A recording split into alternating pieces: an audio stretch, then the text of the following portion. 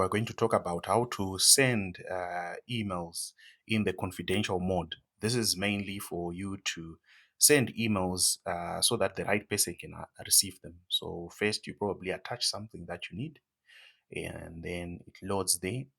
Then the next thing that you need to do is to go to the toggle confidential mode. You can set the expiration of the email by just clicking there. In this case, probably would want to say 1 day, and the person will only be able to see the message for 1 day.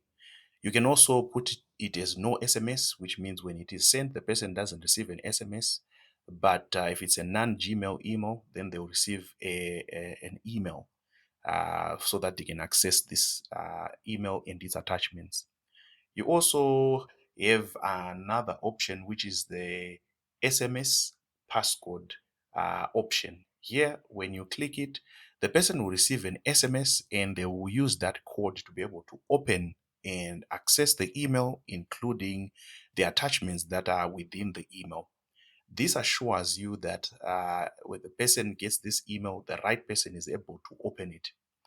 So then once we do this, we actually need to save, and you can see there's a message that shows that this is a confidential email, and it ensures that your emails are safe and they will be received by the right person. So this is how you do it.